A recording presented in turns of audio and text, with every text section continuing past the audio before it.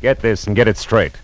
Crime is a sucker's road, and those who travel it wind up in the gut of the prison of the grave. This time a bride-to-be, a corpse in a plush bungalow, and a southern drawl behind a gun all had one thing in common. They moved through the same deep shadow.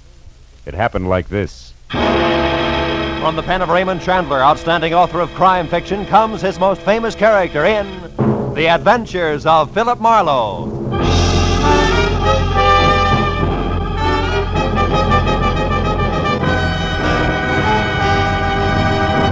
Now, with Gerald Mohr starred as Philip Marlowe, we bring you tonight's exciting story, The Deep Shadow.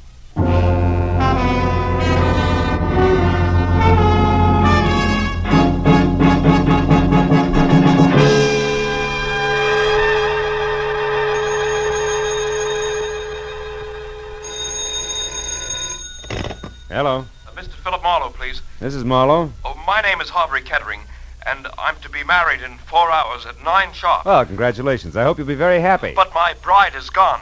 Disappeared. I need your help. Now, look, if you've been left waiting at the altar, I can't... No, it's nothing like that. She's in trouble, Mr. Marlowe, I'm sure. Oh? Shirley loves me.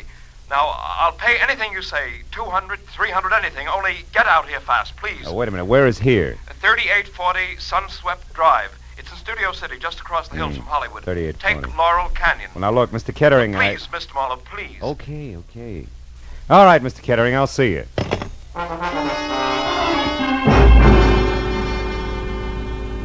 The address he gave me turned out to be a healthy chunk of old Spain. A whitewashed house that spread out for at least 100 yards under a pink-tiled roof. I was admitted by a butler with owl eyes, no shoulders, and a small bay window, and we played Follow the Leader over cool marble, ankle-deep Persian rug and inlaid Philippine mahogany. Finally, I was ushered into the ballroom, which was big enough for a highlight match. It was decked out for a wedding, from the champagne buckets and dead-over-ice lobsters to a pink rose-covered canopy at the center. And in the middle of it all, chain smoking while he worried, was my new client, Harvey Kettering. Well, Mr. Marlowe, I'm afraid there isn't a moment to lose, so I'd better tell you what I know quickly. But let's step outside on the patio. All right, Mr. Kettering. Mr. Marlowe, last night, Shirley and I What's went her to full name, Mr. Kettering? Doyle, Shirley Doyle. Oh, yes, here. Here's a snapshot of her. Mm-hmm. She's 25, blonde, and as you can see, Mr. Marlowe, very attractive. You're so right. You started to tell me about last night. Oh, yes. We were out together at a nightclub, the Blue Chip. On Ventura Boulevard? Oh, yes. Now, we'd never been there before, yet I think that's where it started. What do you mean, started? Well, when we were leaving the place about midnight, I called a cab. I was just giving the driver Shirley's home address, the Moore Park Court Apartments, when suddenly she told me to get in and told the driver to start at once. Do you know why? No, I thought perhaps she'd seen somebody coming from the club. But when I asked her about it, she said it was just her nerves, since tomorrow was her wedding day. I see. Then today she was supposed to call, but she didn't. At 2, I called her. Talk to her? No, she was gone. But I talked to the daymaid. She said when she arrived, she brought in a note that had been left outside Shirley's door. There's one of those leave-a-message pads in a box on her porch rail. Mm-hmm. She said it seemed to upset Shirley terribly. Mr. Marlowe, what are we going to do? Well, now, look, have you been over there to Shirley's place? No, I haven't. Got a key? Yes, I do. All right, Mr. Kettering, you have the key, so let's go. But, what shall I do about the guests, the Nothing right now. We may be lucky.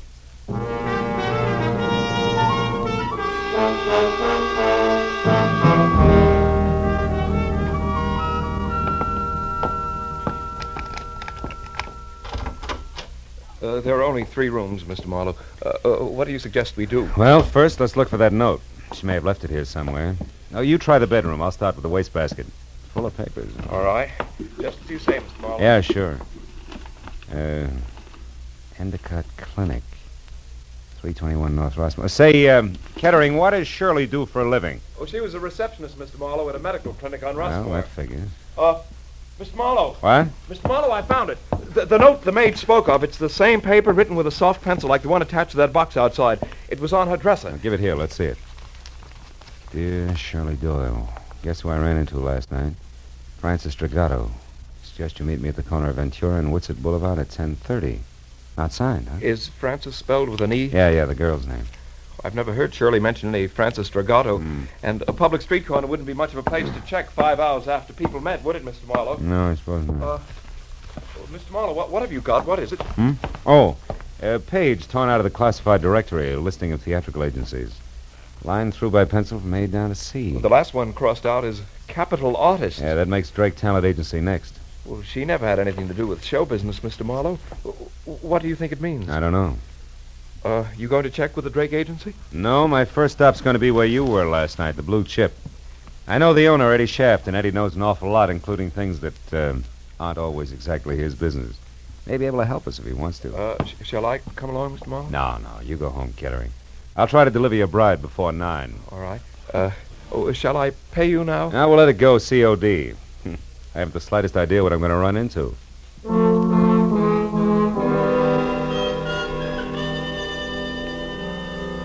The snapshot of Shirley Doyle my client had given me reminded me of the kid you went to school with.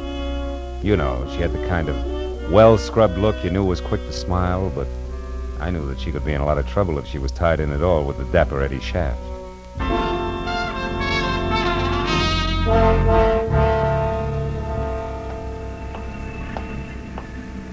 After dark, the Blue Chip was one of those cozy, soft lights melting on thick drapes kind of places. It made you forget all about the stiff prices for limp food. But now, at a little better than 5 in the afternoon, under wide-eyed, unblinking work lights, it had all the cushion come hither of a union hall.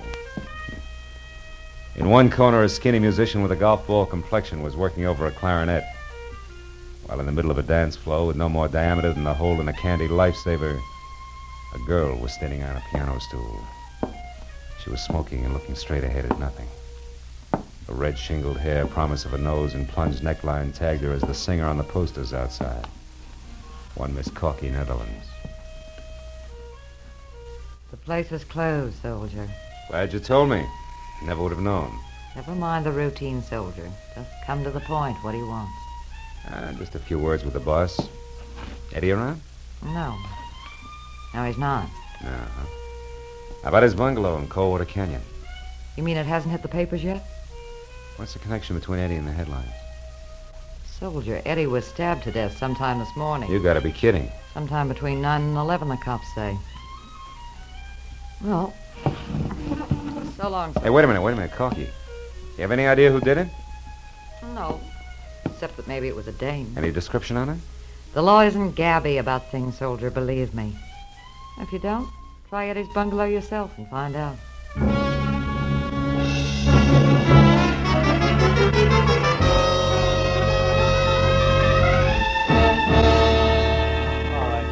Hustle up, will you? Oh, yeah, and Mooney, don't forget to have that fingerprint crew go over his other car on that back porch rail. Okay, Lieutenant. Hey, can they start the body downtown now? Yeah, I guess so. We're not going to get any smarter staring at it. Hiya, Matthews. Huh? Oh, hello, Phil. What brings you up here? Curiosity, I was in the neighborhood.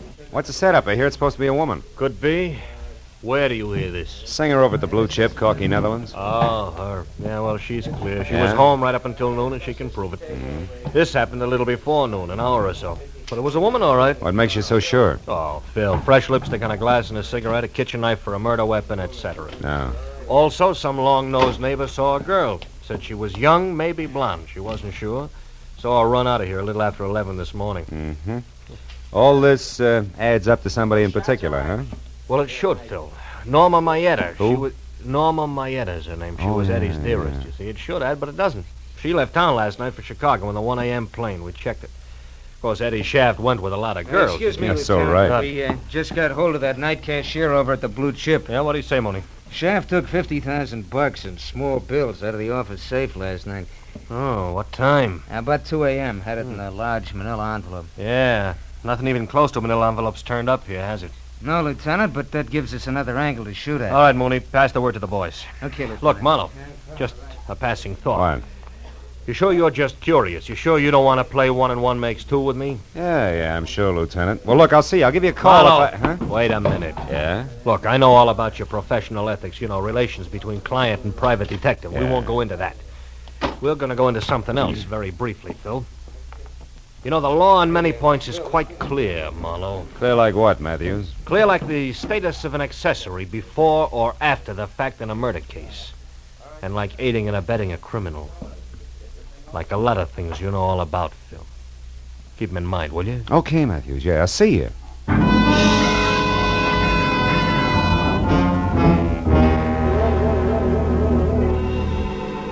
Since the lieutenant hadn't mentioned Francis Dragato, I didn't see why I should.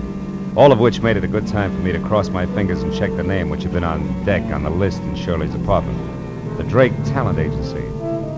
The place, which was on Sunset Strip, was strictly coy colonial, from a miniature Mount Vernon front to an oversized mirror-polished brass knocker on the front door that said my tie was crooked. And I was sure that the gentleman who answered the door noticed it. He was impeccable. In cocoa brown gabardine, white high-at-the-throat tab shirt, and also cocoa brown silk tie. And at the bottom there were thick-soled cordovans with leather laces. At the top, a crew cut over jet black horn rims. He took the glasses off, and long, soft fingers toyed with one stem while he talked. Yes, sir? My name is Philip Marlowe. I'd like to talk to Mr. Drake. I'm Mr. Drake. Oh? What was it you wanted, Mr. Marlowe?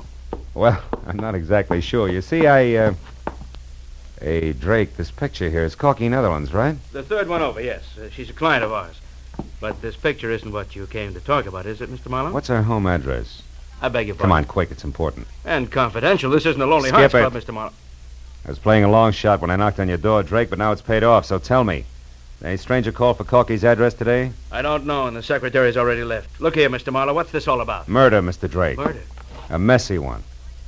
Now, do you give me the address, or do I start after it myself? Well, I don't know. Come on, answer up, Drake. The Towers, an apartment hotel on Ivar. Now, one last thing. Don't call her after I leave unless you want to be up to your hand-stitched lapels and cops.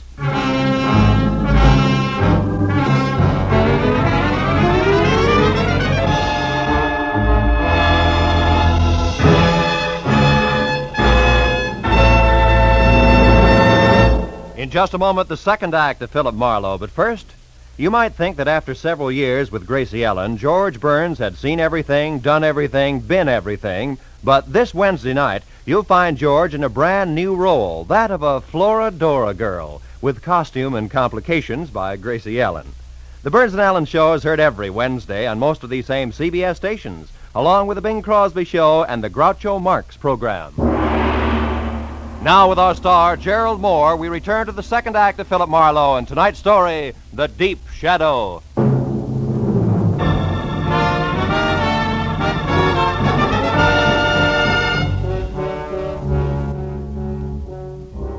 I left the glossy Mr. Drake in his glossy little agency with his mouth hanging open and drove down to Hollywood Boulevard to Ivar, and from there up the hill to a 5-story air-conditioned monolith with Venetian blinds called the Towers, which offered about as much sanctuary as the Yankee Stadium.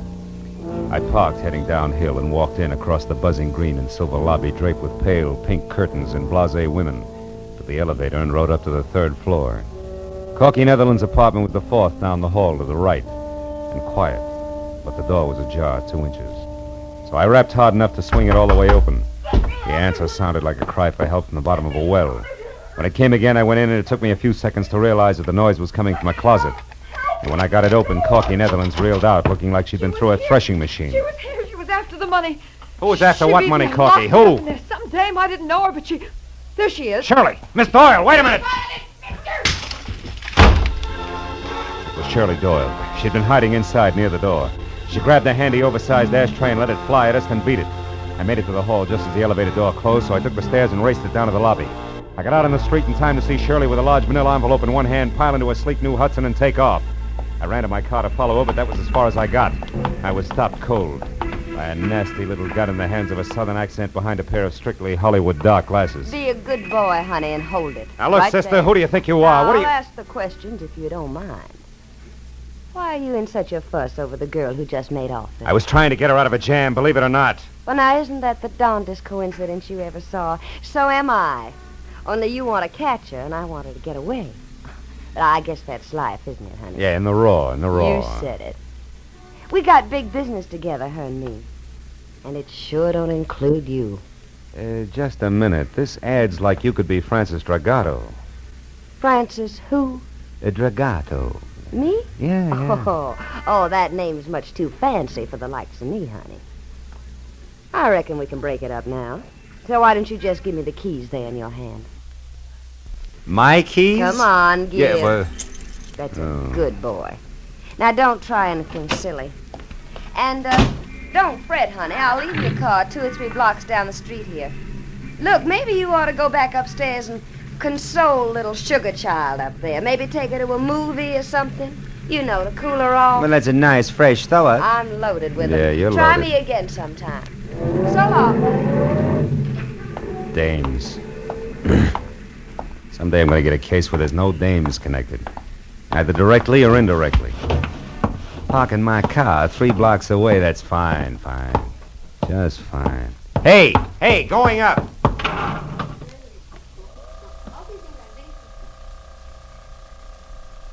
Flower, please, sir. 3. Did you catch her, Marlowe? Did you get her? No, she got away. Which leaves you and me, Corky, to make cozy conversation about that mention of dough you slipped on when I let you out of the closet. Come on back in the room, honey. What money? Now, look, you worked for Eddie Shaft as a singer in his club, but what else was Eddie to you beside boss? Just a minute. I don't see what business that is of yours. It's easy. He was murdered. The cops have already talked to me, soldier. I'm clean. Those negotiations can be reopened at any time. But one thing, you forgot to tell them anything about dough, and yet they're very interested in 50,000 missing bucks. That 50 grand was right here in the apartment, wasn't it? Well, you can't blame a girl for trying, Marlowe. No, not unless she tries too hard. Now, what does the name Francis Dragato mean to you? Francis Tragato? Okay, skip it. Where'd you get the dough? Eddie gave it to me to keep for him. Why you? I thought Norma Maeda had the inside track with Eddie. Not after he fell in love with me. Oh, no, that's not good enough, baby. There was a double cross. Where was it? Now, look, Corky, you might as well be smart about it, huh? All right, I didn't kill him. But if you can get that dough back for me, I'll split it with you. Right down the middle. I'm listening. That club of his is dying on its feet. The blue chip's going broke. Eddie and Norma Maeda raised $50,000 to keep it going. But Eddie decided to get out from under. He got rid of Norma by sending her to Chicago in a trumped-up deal. And he put all that cash in one lump and gave it to me to hold. We were going to run out together. Only somebody got to him, nailed him, and that left you holding the bag with 50 grand in it. That's nice. Except then a girl who belongs in this mess like a great-grandmother belongs in a high hurdle race stepped in and took it away from you. With the help of a southern accent and dark glasses. Who are you calling? Friend of mine at Homicide. Why, you Sit down and shut up. So far you've been lucky, Corky. Don't push it. Dan Matthews, Homicide. Marlowe Matthews, listen, on that Eddie Shaft case. Yeah, what about it? I got a couple of things you might be of help to you. Now, look, item 1. That missing 50 grand is being sought after by a southern accent and dark glasses. A woman? Yeah, and she pulled a gun on me. Item 2. The name Francis Dragato, it ties in. Dragotto. Ring any bells? Dragato. That's what I said. Yeah, wait a minute. Oh, yeah, I What? remember, yeah. Yeah, but it's nothing, Marlowe. It's Oh. ancient history. Dragato I knew was a third-rate burglar, shot and killed resisting arrest down the Sandbar district about 5 years ago, way back when I was a prowl car sergeant. Look, what about this Tell me, southern Dragato have a wife? No, I think there was a daughter around. Name though. Francis? I don't remember that good, Marlowe. Look, what is this Dragato business anyway? Well, so far it's a hunch. That's what I thought. Climb off of it and get down to facts, will you? Who's the dame after that Eddie Shaft money? Where did you run into her? I lost her on Ivar. That's not what I asked you. I Marlowe. know that's not what you asked, but anything else would be a breach of my client's confidence. All right, look, Marlowe, I'm real serious. I'm going to give you just 1 hour to notify your client and get down here and spill. After that, I'm putting out a call to have you picked up for withholding evidence. Yeah, Matthews ain't kidding this time. You, didn't say goodbye. That's quite a tightrope you walk, Marlowe. Yeah, sometimes. You're good. And I'm a girl of my word. You get that money back for me and it's 50-50. You're my only chance. Don't kid an old kidder, baby. You're a girl of 2 words, double and cross. Good night, Corky. Well,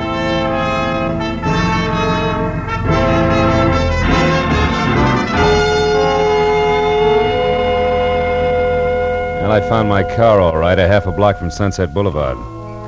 It took 20 minutes to get from there to the Sandbar district. And it was downhill all the way. It was a neighborhood squeezed and cramped in by a solid wall of massive factories, and as festered as the bottom of a bent garbage can. At the corner of River Street and 3rd, I found the house. 3 sagging, rotten stories of tenement that squatted in the eternal shadow of a huge gas tank like a sick, dirty old man. The proud, gleaming giant of City Hall was only 7 blocks away. Might just as well have been 70 miles. I went up to the door and knocked, and finally it inched open, just far enough for a face the color of dishwater to peek out. She hissed at me for a minute through the gap where her front teeth should have been, and then told me she was Ma Hargis, the manager, motioned me inside.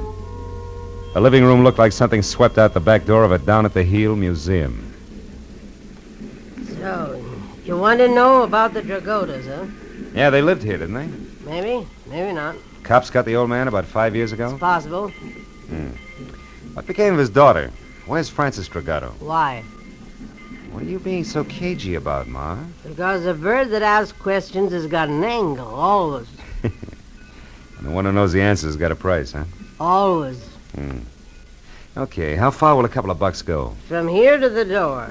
$2 won't even buy a buzz on beer these days. All right, we'll make it 5. Here. Oh, that's better. Well, Dirk Dragoto and his kid Francis had the second floor here for 15 years. His wife died of TB first year they was here. Oh, she was a smart one, that Francis. Had a hit on her. She always said she was going to get off the sandbar someday and be somebody. Oh, I told her she'd never make it. It's too far, mister. Kids down here get dirty. And it's the kind of dirt you can't wipe off. It gets inside of mine, no. Yeah. Tell me, what happened to her? I don't know. When her old man got it, she left and I never seen her again, not to this day. Probably left town and wound up working the gin mills in some other place. Is that the $5 worth? Huh? Well, you bought sight unseen, Sonny. Tell me, you got a picture of her? Yeah. As a matter of fact, I have. Good. She was 17 at the time. It's kind of fuzzy, but you can see. Hey, wait a minute, Ma. Huh? Are you sure this is Francis Dragato? Say, she lived in this dump for 15 years. I'm sure, I know. She looks like somebody else. Girl who was supposed to get married tonight. I got another picture of Francis here someplace. Wait a minute now, better one. Let me see now. Yeah, here it is. This was took down on Olivera Street, one of them stands. Oh, that's her best friend there with her, Norma Maeta. Norma Maeta? Norma was a tough little egg. Folks drank all the time and let Norma run wild. Oh, fine. Francis Dragato and Norma Maeta are friends. I'll say. Them two was quite a team. No bet. I always wanted to do something for them girls, but what can you ever do in a hole like this for anybody? You've just done it, Ma. Here's 5 more. Buy yourself another light bulb. Throw a party with the change. So long.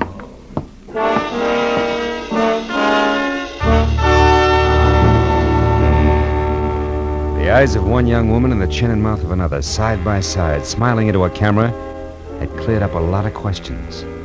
But there was one more that needed an answer fast. I called Matthews from the first phone booth I came to, brought him up to date in a hurry, and then asked him to check Norma Maeta's place, and if that was blank, to meet me at the Moore Park Court Apartments, which was the only other likely place I could think of.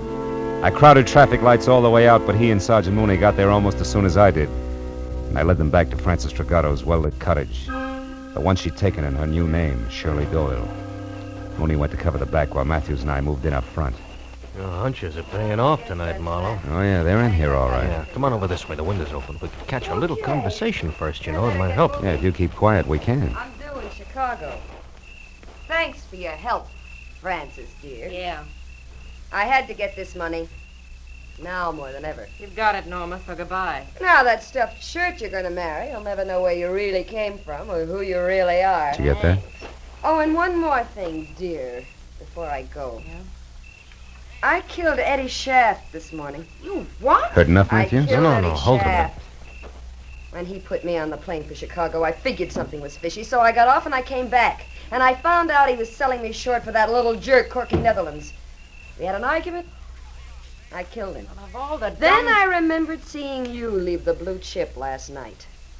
I needed someone like you to get the money for me, Francis. Yeah, there's your tie-in. I couldn't afford to be seen here in L.A. when I was supposed to be in Chicago. Not with a murder on my neck. But you were seen by that man who chased me at the hotel. Who, Marlowe? He's still looking for a southern drawl and dark glasses. You're the only one who knows the truth, and That's you're in what it she with me thinks. now. I'm not going to let you involve me in a murder, Norma. Getting that money was one thing, but I'm not going to be mixed up in a killing. I don't care what it costs me. I'm going to tell the whole thing. You're a fool, Francis. I got a good alibi for one murder. It'll work for 2. Let's go, Matthews. Yeah, You're fast. not Come going to on. stop me now, Francis. no. Nobody is. And who's that? All right, hold it, girls. We're police. You're not taking me! Back, Matthews! Yeah, Mooney, stop her! Hey, stop! Drop it, lady. Come on, Marlowe. I think she's dead, Lieutenant. She wouldn't stop. She was shooting at me, but she's a woman. All right, Mooney. That gun in her hand, she was a killer and nothing more. Yeah, I suppose she was. If you asked that kid inside, she could tell you what made her that way. Oh, well, let's get out of here, Matthews.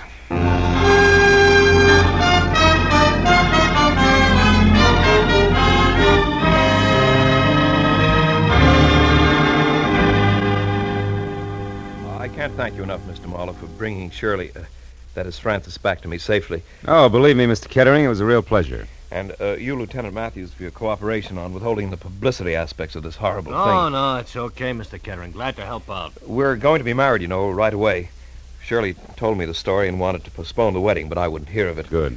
After all, I'm not marrying her for the past. I'm marrying her for the future. Yeah. Best wishes, Mr. Kettering. Yeah, maybe tomorrow when Shirley's calmed down. Give her my congratulations, will you?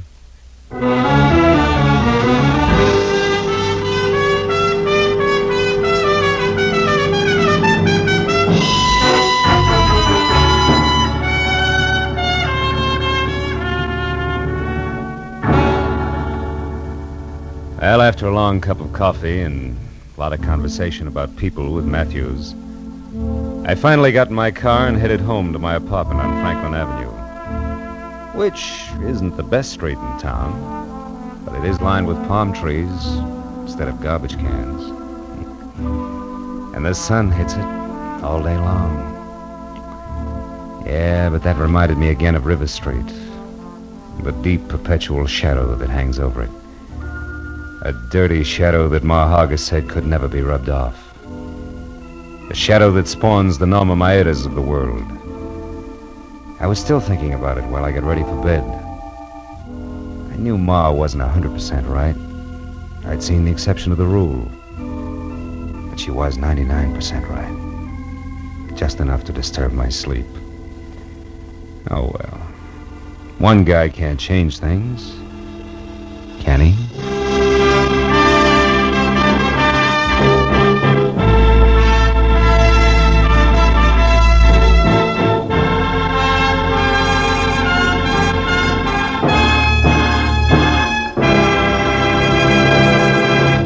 The Adventures of Philip Marlowe, bringing you Raymond Chandler's most famous character, star Gerald Mohr, are produced and directed by Norman MacDonald and are written for radio by Robert Mitchell and Gene Levitt. Gerald Mohr may currently be seen starring in Republic's The Blonde Bandit. Featured in tonight's cast were Lillian Buyeff, Joan Banks, Verna Felton, Yvonne Patey, Jeff Corey, Jack Crucian, and Tom Holland. Detective Lieutenant Matthews is played by Larry Dobkin. The special music is composed and conducted by Richard Arant.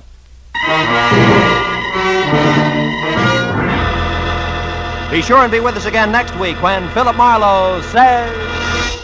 This time I started with a Romanian from left field. Got misled in the Philippine jungles, chased an English accent clear to Venice, and wound up at a Shinto shrine with a friend from Siam. All without ever leaving Los Angeles.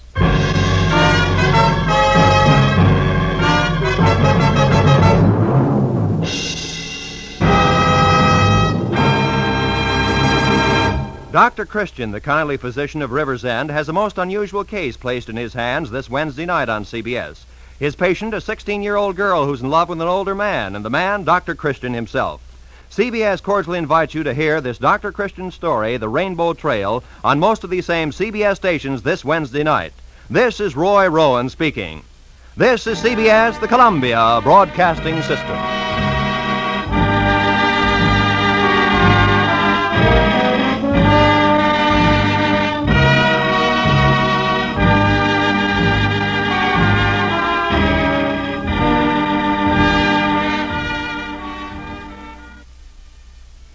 Would you like a shout out? Leave a comment in the section below. Tell me who you want to shout out to, who you want to shout out from, and we'll get it up here for you. Hey, we want to say thanks for tuning in. Please like and subscribe so you don't miss any. Got a lot more of these up there. Go check them out under the playlist. Leave us a comment. Tell us what you want to see, what you think, and we'll see you next time.